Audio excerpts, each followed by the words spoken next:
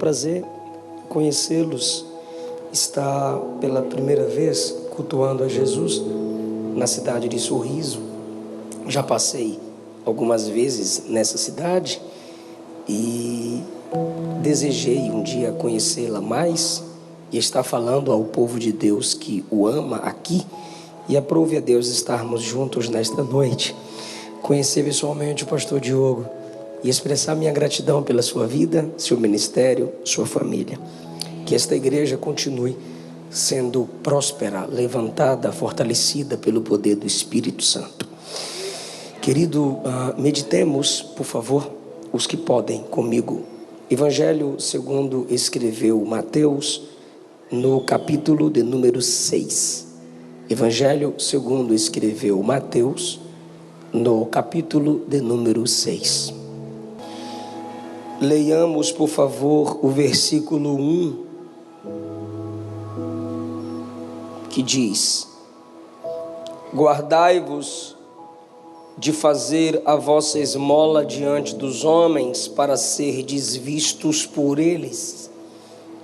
Aliás, não tereis galardão junto de vosso Pai que está nos céus. Versículo 6, por favor. Mas tu, quando orares, entra no teu aposento e, fechando a porta, ora a teu Pai que está em secreto, e teu Pai que vê secretamente te recompensará. 16, por favor. 16. E quando jejuardes, não vos mostreis contristados como os hipócritas, porque desfiguram os seus rostos, para que aos homens pareça que jejuam. Em verdade vos digo que já receberam o seu galardão. Porém, tu, quando jejuares, unge tua cabeça, lava o teu rosto, para não pareceres aos homens que jejuas, mas a teu Pai que está em secreto, e teu Pai que vê em secreto te recompensará. Aqui estão as 3 principais obrigações religiosas. Os judeus se orgulhavam no tempo de Cristo dessas 3 obrigações. E Jesus ratifica a necessidade de tais obrigações. Ele é o rei, somos os súditos, sua palavra é a lei. Vocês já estão vivendo na dimensão desse texto. Só que se a nossa intenção ou motivação for errada, até aquilo que é mais sagrado pode se tornar profano. Diante da pureza divina, até nossa santidade é suja. O único essencialmente santo, perfeito, puro é o nosso Deus. E precisamos de sua palavra, nos instruindo, nos advertindo, nos fazendo crescer em nossas obrigações espirituais. Nada aqui você consegue pela sua própria força. Nada aqui te é exigido confiando na sua própria habilidade. Nossas maiores obras de justiça são trapos de imundície perante Ele. Se a graça não nos capacita, não somos atraídos à presença dEle, não cumprimos nossas obrigações. A graça não exige que você faça sem te capacitar a fazer. Deus nunca exigirá de nós aquilo que Ele não nos capacitou a realizar. Por isso, somos totalmente dependentes da sua palavra. Essas 3 obrigações que orgulhavam os judeus também geram orgulho em nós. Tem gente que é orgulhoso da própria humildade. Tem gente que é orgulhoso pelo seu ministério, pela sua unção, como se nada que ele ou ela tem fosse recebido do Pai das luzes. As coisas sagradas, se não forem encaminhadas, direcionadas pela Bíblia Sagrada, podem ser corrompidas. Aquela ação que é bela aos olhos humanos se tornará feia aos olhos divinos quando nossa intenção, projeção, desejo de fazer o certo é errado. Se a intenção é errada, o certo que é feito se torna feio aos olhos de Deus, porque para Deus a ação e intenção precisa andar junto. Jesus usa o termo aqui, hipocrisia. Esse termo hipocrisia se origina do antigo teatro. O hipócrita era um ator. Quando os atores desempenhavam um papel ou desempenham um papel, eles estão fingindo ser quem não são. Então, se você tem atitudes orgulhosas ou sua atitude de ajudar alguém, orar e jejuar, exige que te aplaudem, que te reconheçam, que se lembrem, que te elogiem, você está fazendo do que é sagrado um palco onde você é o ator. E na linguagem de Jesus, quem usa o que é sagrado para se autopromover é hipócrita. E o pregador que mais pregou sobre inferno na Bíblia Sagrada é Cristo. E na maioria das vezes os sermões de Jesus sobre o inferno nasceram num embate contra os hipócritas. O hipócrita é aquele que usa uma máscara. Logo no mundo espiritual, são aqueles que usam a religião deliberadamente para ocultar os seus pecados.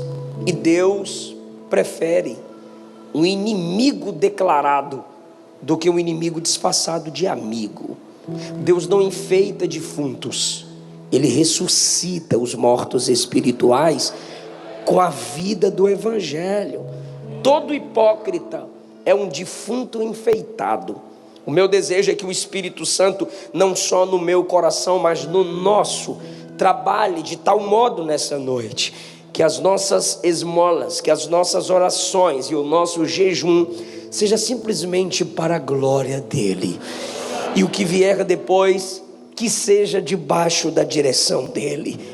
Que saiamos daqui sabendo que não precisamos fingir ser o que não somos. Não precisamos fazer com que não precisemos fazer com que os outros acreditem que pratiquemos algo quando na verdade não praticamos. Isso é hipocrisia. É bem mais fácil fazer de conta que é certo do que de fato viver uma vida certa. Repito, é mais fácil fazer de conta do que viver uma vida reta. Por que é mais fácil? Porque a vida reta é só na dependência. A vida reta é só na humildade, é debaixo da oração, é dizendo: fala Jesus querido, fala-me hoje sim. Eu quero falar sobre essas 3 obrigações religiosas, e a primeira é esmola. A versão de Eugene Peterson, a mensagem, está escrito assim: quando fizerem o bem, tenham o cuidado para que seu gesto não vire peça de teatro. Pode ser até um bom espetáculo, mas Deus não vai aplaudir. Interpretando, traduzindo o versículo 2, Eugene Peterson, na Bíblia, a mensagem diz: quando for ajudar alguém, não chame atenção para você mesmo. Você já viu gente assim em ação? Esses são atores. Quem ama a Deus, prova o amor a Deus, amando o próximo. Quem foi alvo da misericórdia divina, se torna um instrumento de misericórdia ao próximo. E aí não é a boa obra que salva. Para o crente salvo em Cristo, a boa obra em direção ao próximo, chamada por Jesus nos versículos 1, 2 e 3 e 4 de esmolas, é a prova de que salvo fomos. É o efeito da bondade de Deus em nós. O mundo é carente de misericórdia. O ateuzinho de net e o bobo pergunta: se Deus é bom, é o Todo-Poderoso, por que as pessoas estão sofrendo? A resposta é simples. Deus fez o homem conforme sua imagem e semelhança. Com a entrada do pecado no mundo, essa imagem e semelhança, que é o repetir Deus na terra, foi manchada, mas não totalmente anulada. E o homem é o representante de Deus. E quando digo homem, eu estou falando da humanidade. O ser humano é o representante de Deus na terra. Pelo menos foi criado com esse propósito. Só que tem um povo zeloso, especial, de boas obras, que é a igreja. É esse povo que demonstra a misericórdia de Deus na terra. As mãos de Deus estão na igreja.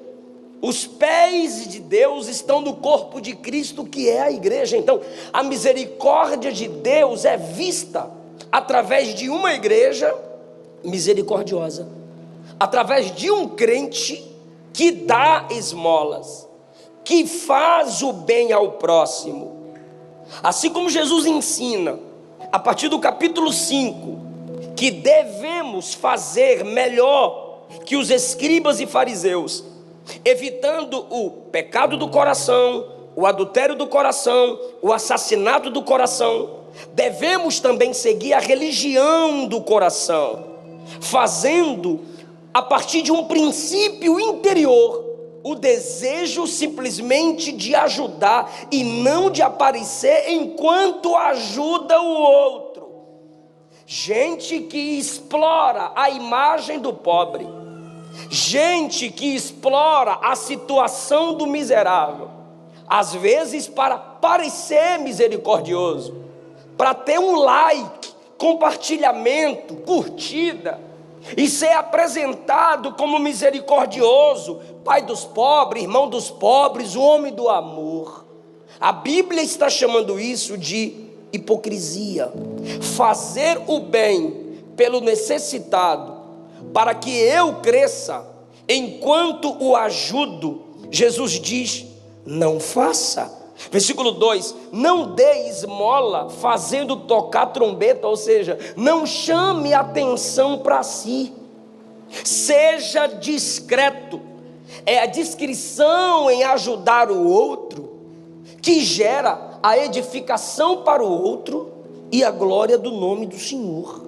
Quem assim faz, ajuda o outro para se auto-engrandecer, para se destacar, está roubando a glória de Deus e está recebendo terrenalmente o seu galardão. Qual o galardão? Os aplausos, o reconhecimento humano. Então não está fazendo pelo outro por amor, mas está fazendo para se autopromover, ou seja, egocêntrico, meu ego no centro. Segundo lugar, Jesus ensina sobre a motivação certa na oração. A partir do versículo 5: quando orares, não sejas como os hipócritas, que se comprazem em orar em pé nas sinagogas e às esquinas das ruas, para serem vistos pelos homens. Quem ora para aparecer. Eu já tive igreja que quando o pastor chama alguém para orar por mim, para que eu introduza a pregação, o camarada quer dar uma aula de teologia, ou para mim ou para Deus. Querido Deus, eterno Pai, nós estamos agora entrando na tua presença. Aí eu dou uma olhada de canto assim e pergunto: se o cara está entrando na presença agora, onde é que ele estava? Que pelo beneplácito apoteótico da tua Shekinah, ele seja tremendamente apoteoticamente usado. E começa a pregar ou para mim ou para Deus. E começa a falar os termos técnicos da teologia. Que a soteriologia seja apresentada e as vidas sejam salvas. Que a martiologia, a doutrina do pecado nos alcance e nos arrependamos. Que a missiologia leva... E, meu Deus, é tanta gia que o povo pensa que ele está falando língua. É gente que está orando para aparecer. Já viu gente na igreja orando pela necessidade alheia? Ah, Jesus, o irmão fulano, oh, a irmã Cicra. O intercessor, que era o sacerdote do Antigo Testamento, entrava no Santo dos Santos e ali se ocultava de tudo e todos. Se você está orando, você não é profeta para ter a voz ouvida, você é sacerdote para clamar com o coração. E o Senhor te responder do jeito que Ele quiser. A resposta pode ser pública e audível, mas se a intenção do coração... Eu já fiz isso quando era criança. Meu pai chegava lá na esquina e eu não tinha cumprido o meu exercício de oração diário, irmão. Eu corria suado para dentro de casa, ia para o meu quarto, e quando eu sabia que meu pai entrou na casa, eu: Jesus! E eu orava alto, pastor, e meu pai entrava: tá orando, tá crente, o menino tá crente. Eugene Peterson diz: quando forem à presença de Deus, não façam disso uma produção teatral. Essa gente que faz da oração um show está buscando o estrelato. Vocês acham que Deus está no camarote apreciando o vosso espetáculo? É como se Jesus em nosso tempo estivesse usando essa linguagem. Mateus 6,6. Tu, quando orares, olha a diferença que ele faz. Os hipócritas querem orar apenas em pé. E tem outros que para aparecer só querem orar de joelho. Não é a posição física. Eu posso orar em pé e eu posso orar de joelho. O que importa é que a alma esteja prostrada, é que o coração esteja entregue. Eu estive com a minha esposa na casa... Oh, meu Deus do céu, lá vai eu, corta isso. Numa loja, não era uma casa, era uma loja. E aí fomos... A Luana recebeu alguns vestidos para postar. E aí eu falei: bora que eu tô com pressa. A Luana: não, ela tá chamando a gente para orar. Aí eu falei: então tá bom, bora orar. E eu em pé estava, levantei a mão para orar e agradecer. E quando eu fechei os olhos, a irmã virou as costas para mim, pegou um lenço, colocou no chão, colocou outro lençol na cabeça, todo respeito ao costume dela, e se ajoelhou. Mas se ela tivesse orado de joelho bonitinho e me deixasse em pé sem me perturbar, eu ficava de boa. Mas quando ela se ajoelhou, ela mandou a Luana me chamar. E eu já estava entrando na presença. Aí mandou a Luana me chamar. A Luana me cutucou. Falei: foi o quê? Eu já estou orando. É de joelho. Falei: o quê? É de joelho. A irmã de joelho, a Luana já ajoelhando. E eu: tá bom, perdão. Eu tive que ajoelhar. Por quê? Porque não se pode orar em pé. Aí quando entrou no carro, eu perguntei para a Luana: e Ezequias? Ela: o que tem? Falei: Isaías entrou na presença de Ezequias e disse: da cama que subiu não desce, mas morre. E o que tem? Ele virou para a parede, deitado, e chorou, e orou. E sabe o que Deus fez? Fez o profeta voltar e deu mais 15 anos de vida, porque o cara orou na cama com a cara virada para a parede.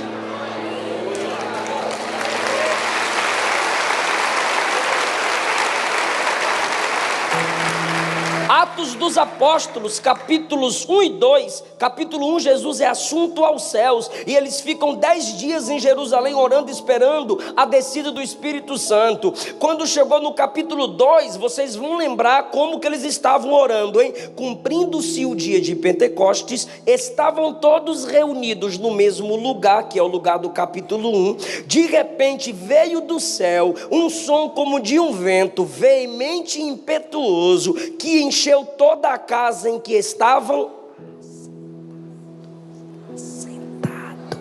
assentados.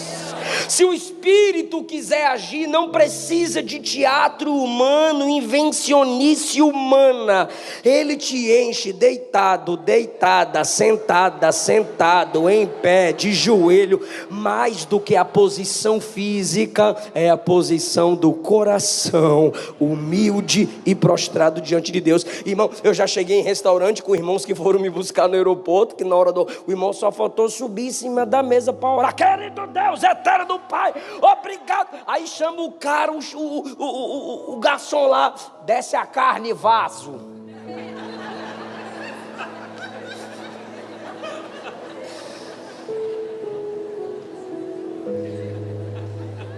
São teatros.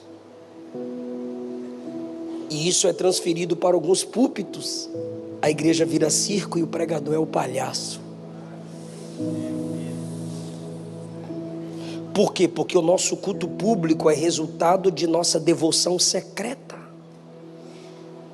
Tem que enfeitar demais publicamente que não é verdadeiro no secreto. E a mentira deve ser enfeitada para gerar impacto. A verdade, quanto mais simples, é impactante. E uma das culturas dessa igreja que o pastor passou para mim: simplicidade. É o padrão, irmão. Quando eu tiver que terminar, o senhor faz assim, que eu já esqueci do... Meu pai ficava assim. O senhor tem autorização para isso? Até a oração pode ser pervertida quando o ato externo mascara motivos corruptos. Entra no seu quarto, entra no seu aposento. O que ele está ensinando aqui é: procure um local secreto para orar. No tempo de Jesus, os dois ambientes secretos eram o quarto ou o monte. E ele não está mandando a gente orar em monte, e não só no quarto. Ele está dizendo: qualquer ambiente em que você tenha um tempo entre você e Deus, secreto, debaixo da escada, para a moto no mato, encosta o carro no acostamento, sobe na laje, aproveita o intervalo para o almoço, entra no seu quarto, não sei, entra num buraco debaixo de uma árvore. O segredo da oração é a oração em segredo. Se nos humilharmos secretamente, o texto diz no versículo 6, teu Pai que vê secretamente, que age secretamente, vai te recompensar.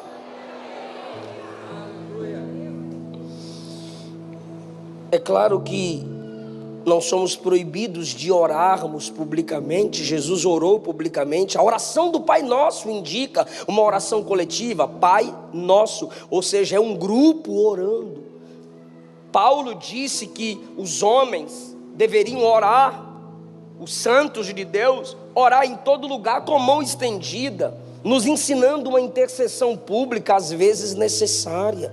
O que Jesus está dizendo é: não exerça o que é sagrado para parecer mais espiritual do que o outro.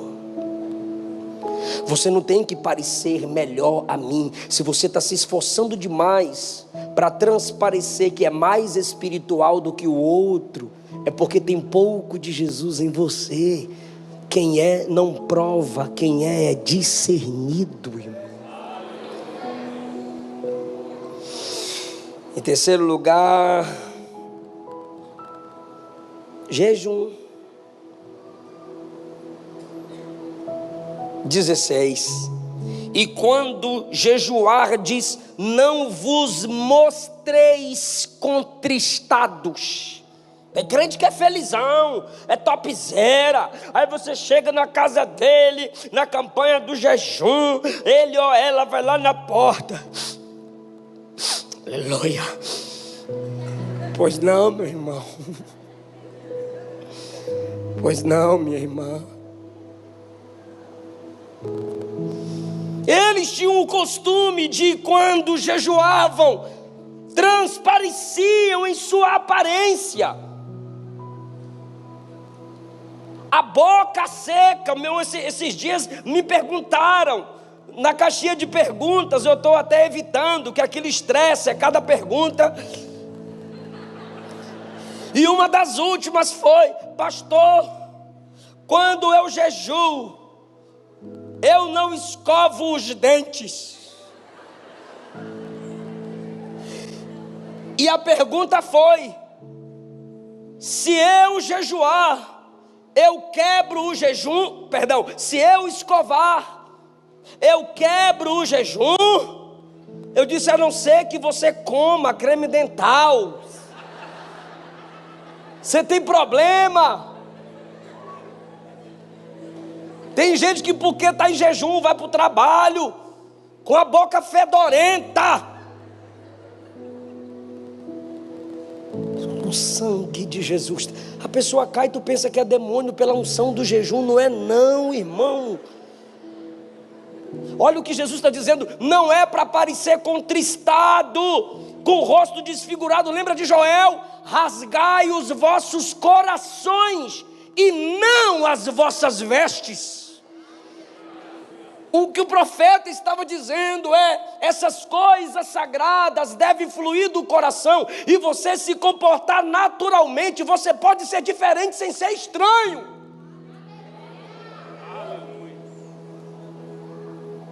Olha o que ele diz: não vos mostreis contristados como os hipócritas, porque desfiguram os seus rostos, para que aos homens pareça que jejuam. Ó, tu é carnudo, eu sou espiritual. E como que você mostra isso? Na minha cara de tristeza. Em verdade vos digo, já receberam aplausos, reconhecimento, curtida, compartilhamento, elogio, beijinho, abracinho, sei lá. 17, quando tu jejuares, unge tua cabeça e lava o rosto. Ungir a cabeça aqui é passa perfume.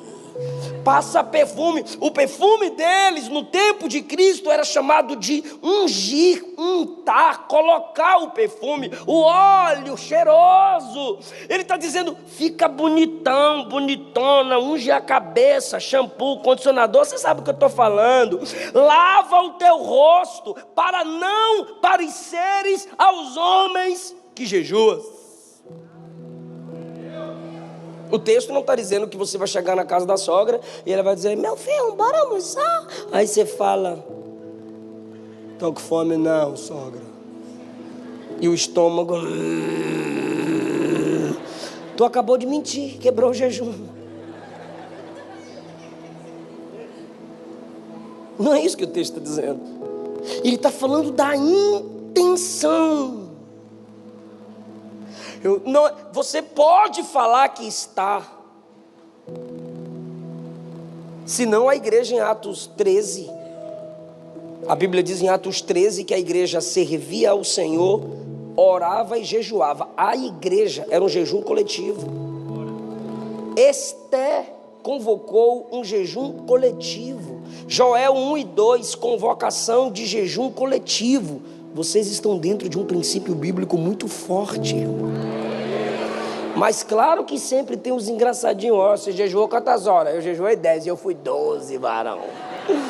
Eu já sou a 4ª pessoa da Trindade, agora é 4, Pai, Filho, Espírito Santo e eu, meu irmão.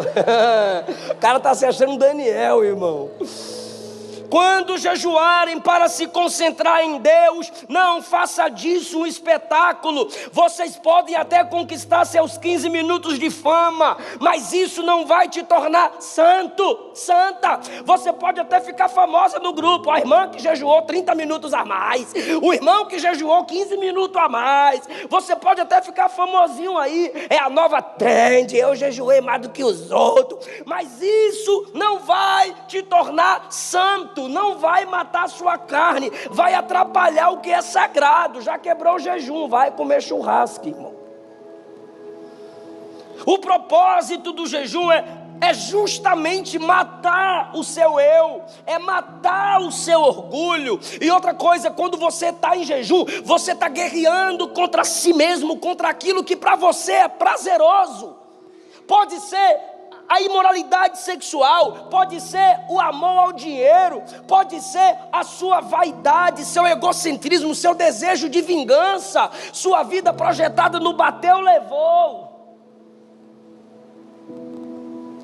O jejum é para te crucificar, então toda guerra tem oposição. E a nossa natureza é o nosso maior inimigo. Quando você está jejuando, você está lutando contra aquilo que te satisfaz. E o que é que ele vai fazer? Ele vai vir com mais fúria. Se você é tentado na área sexual, você vai ser mais tentado, até a fé fica bonita. Se sua fraqueza é a ira, tu vai quase virar um Caim em jejum. Porque ele vai lançando para fora de você suas podridões, seus descontroles. Se sua fraqueza é a língua, falar, no jejum, meu Deus do céu, o estresse vem e você vai querer falar mais. Aproveita e vai para o quarto orar e fala tudo para Jesus. É uma guerra, é uma batalha contra você mesma, contra você mesmo. É uma disciplina. É um exercício espiritual. E nenhum exercício é fácil de se praticar.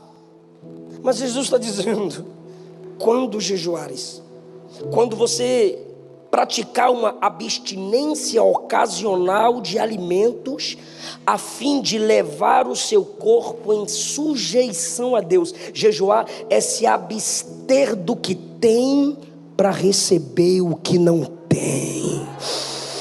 É você submeter o seu corpo, os seus anseios. É um princípio para que você desenvolva o domínio próprio.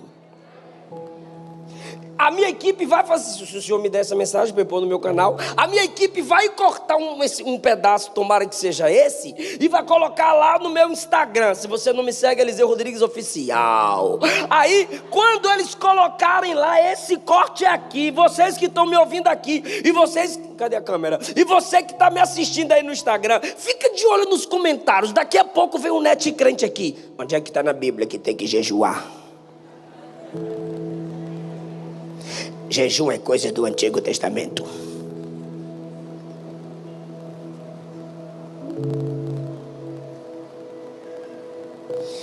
Aí, o meu estresse não é por causa deles, não. É uns crentes que não leem Bíblia, não escutam seus pastores, vai lá e curte o comentário do net crente.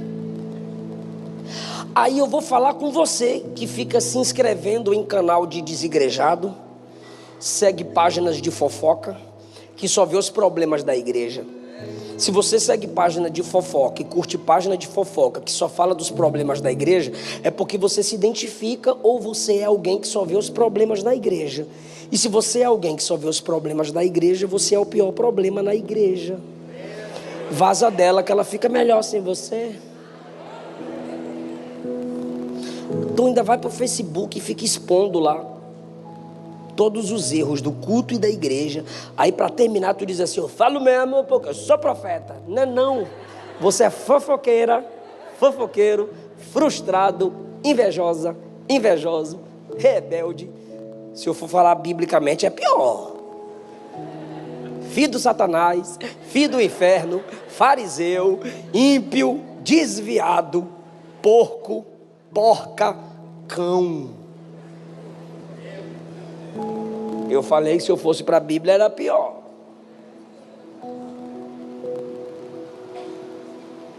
Serpente, raposa, mar morto, vale de osso seco, Nabucodonosor, Balaão, Caim, quer mais? É o xingamento de crente, irmão. Vigia. Aí eu faço uma pergunta para esse tipo de gente. Patriarcas jejuaram, profetas jejuaram, reis jejuaram. Jesus não iniciou o seu ministério sem jejum.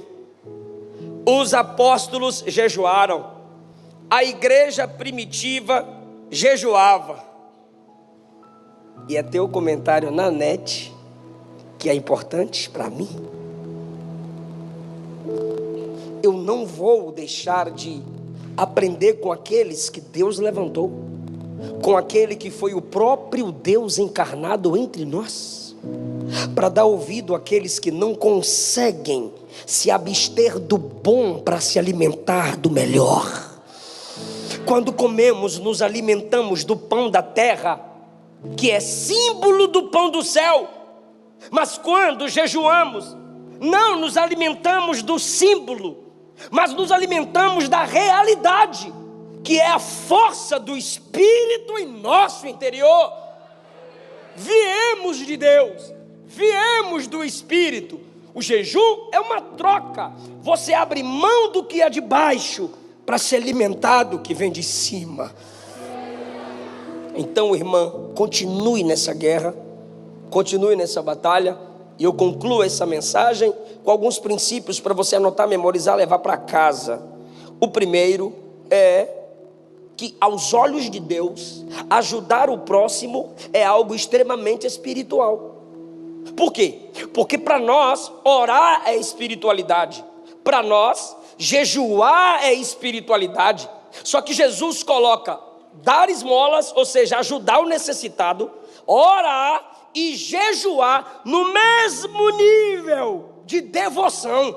E os três ele diz, não faça para aparecer. Nos três ele diz, faça para a minha glória. Pois o olhar do Pai está sobre quem ajuda o próximo, está sobre quem ora e está sobre quem jejua. Então, para Jesus, ajudar o necessitado também é algo espiritual. Ele começa dizendo, coloque o pão na boca do faminto. E ele termina essa porção de obrigação sagrada dizendo o quê? Tire o pão da sua boca.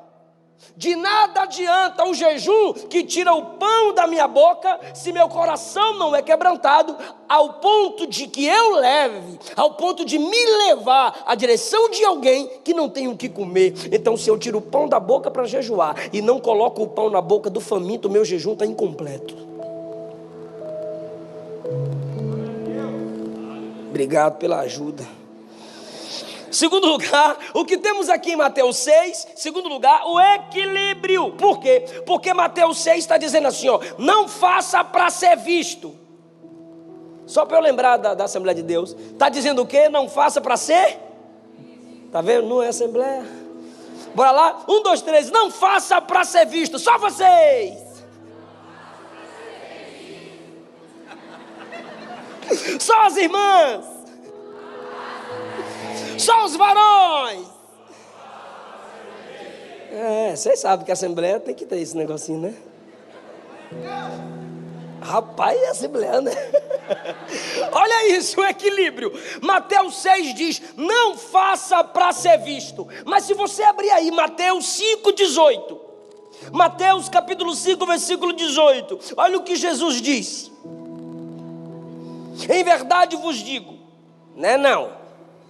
16, Mateus 5,16. Assim resplandeça a vossa luz diante dos homens, para que vejam as vossas boas obras e glorifiquem ao vosso Pai que está no céu. O que está acontecendo? É contradição? Não, equilíbrio. Quando Jesus diz: deixe sua luz brilhar, para que vejam suas obras e glorifiquem a Deus, o que ele está dizendo em Mateus capítulo 6 é que a exibição pública de boas obras, o desejo de fazer o certo para atrair glória para si mesmo, como eu já disse, é roubar a glória de Deus. Jesus em Mateus capítulo 6 está abordando contra a vaidade religiosa, quando somos tentados a fazer atos públicos para ganhar admiração das pessoas. Então, como que você equilibra Mateus 5 com Mateus capítulo 6? Nossas boas obras devem ser públicas para que nossa luz brilhe, mas nossa devoção, oração e jejum deve ser secreta para que não nos vangloriemos dela. Então, a melhor maneira de vencer tanto a timidez religiosa, aquele que nada faz, aquele que a luz nunca brilha, e também vencer a vaidade religiosa, é essa que eu vou te dar agora. Mostre quando você é tentado a esconder. Esconda quando você é tentado a se mostrar. Porque às vezes você fazer uma live mostrando um campo missionário, por exemplo, uma base missionária, uma congregação que precisa de ajuda, uma família que precisa de ajuda, você está instigando, inspirando, atraindo mais pessoas para ajudar aquele projeto. E aí, pastor, como é que eu vou saber? Deus conhece o coração de cada um.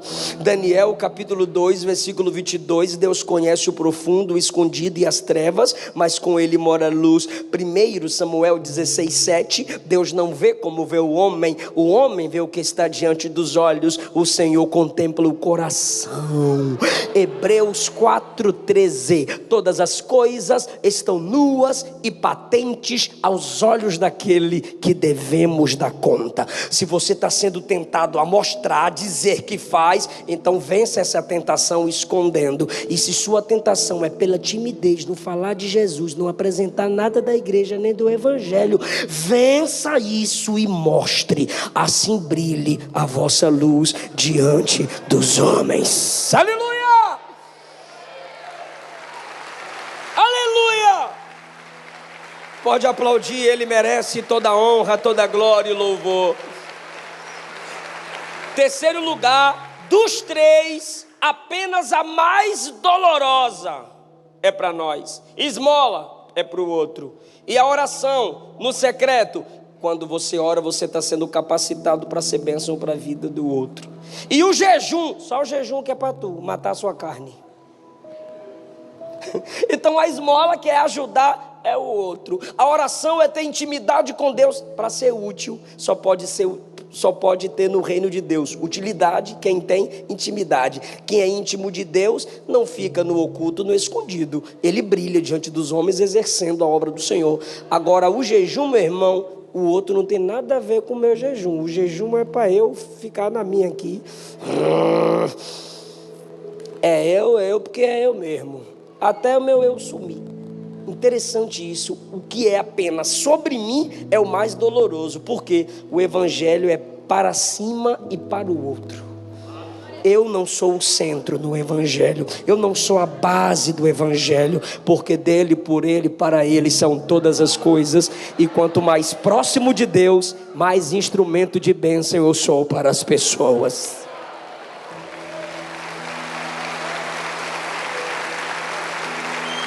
Aleluia!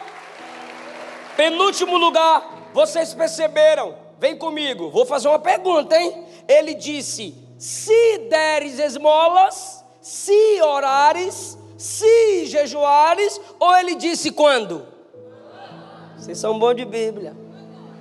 Se ele dissesse: se deres esmola, se orares, se jejuares, ele estava colocando aí uma condição. Tu é crente? Sou. Aí tu vê se pode dar esmola ou não, tá bom? Aí você decide se vai orar, tá bom? Aí você decide se vai jejuar ou não. Mas ele, o nosso Senhor, não disse se. Ele disse quando? Porque ele espera que cada crente nascido de novo ajude o próximo, ore e jejue. Olhe para fora, olhe para cima e olhe para dentro. É obrigação religiosa, é obrigação espiritual, é devoção, é princípio, é regra, é lei. Não é se, é quando. Essa foi a penúltima. E o último é: só os hipócritas fazem as coisas pelo olhar humano. Gostei dele. Por que fazem pelo olhar humano? Hipócritas. Só os hipócritas fazem tudo pelo olhar humano. Por que eles fazem de tudo pelo olhar humano e não pelo olhar de Deus? É claro, ele é hipócrita. Todo hipócrita vai fugir do olhar do Senhor. Só vai tentar, mas não vai conseguir. O olhar de Deus expõe o hipócrita. Deus remove máscaras. Ele está tratando com o nosso coração aqui hoje. Aleluia. O perigo não está na sua ação, está na sua motivação. Se importe com o olhar de Deus, e eu vou te provar na Bíblia. Moisés matou um egípcio e enterrou na areia. Olha aqui as meninas. Matou um egípcio e enterrou na areia. Aí Deus disse: fala com a rocha. Ele pegou o cajado e pá, machucou a rocha. Aí quando você chega em Números 12, Arão e Miriam estão falando mal de Moisés. Aí Deus vem na nuvem de glória e fala bem assim: por que vocês estão falando mal de Moisés? Ele é o homem mais manso da face da terra. Quem não se submete ao olhar de Deus dependerá sempre do olhar humano. E o olhar humano não é misericordioso. Você olharia para Moisés e diria: assassino, irascível. Deus disse: homem manso. Por quê? Porque Deus o enxerga não pelo que é, mas pelo que Ele vai fazer na sua vida, pela obra que Ele está fazendo no seu caráter. Tu lembra de Paulo? Paulo, irmão, perseguia a igreja, arrastava homens e mulheres, forçava-os a negar o nome do Senhor. Aí Jesus apareceu para Ananias e disse: Ananias, vai orar por Saulo, vai orar pelo bichinho, vai, ele é um vaso escolhido na minha mão. Aí Ananias disse: ele é mau, ele prende teu povo, ele maltrata teu povo, Senhor. Aí olha o olhar de Jesus: vai, porque para mim ele é um vaso escolhido. Se nós dependêssemos dos olhares humanos, onde nós estaríamos? Lembra da cruz? Lembra da cruz? Os dois ladrões, um do lado, o outro do outro. Ele mesmo, ele é ruim mesmo. Desce daí, salva nós também. Aí o outro: tu não é o Salvador? Desce daí, salva nós também. Ambos zombavam de Jesus. Só que de repente um deles viu a plaquinha lá, ó, Rei dos Judeus. Ele foi inteligente e disse: Senhor, lembra de mim quando vieres do teu reino. Por quê? Porque ele defendeu Jesus para o outro. Ele se arrependeu e disse: rapaz, bora parar com isso. A gente é mau, mas o homem da cruz do meio é justo. Jesus, se olhasse com um olhar humano, ia falar o que para ele? Tu estava zombando de mim na estante e agora quer ir para o reino. Tu vai para o inferno, rapaz. Tu estava zombando de mim na estante, mas ele tem um olhar da graça. Olhou para o homem e disse: hoje estarás comigo no paraíso. Não faça para homem enxergar, a verdadeira recompensa vem dele. Dependa do olhar de Deus. Levante a mão agora, por favor, diga: Senhor, me atrai para o teu olhar. Fica em pé dando glória a Jesus.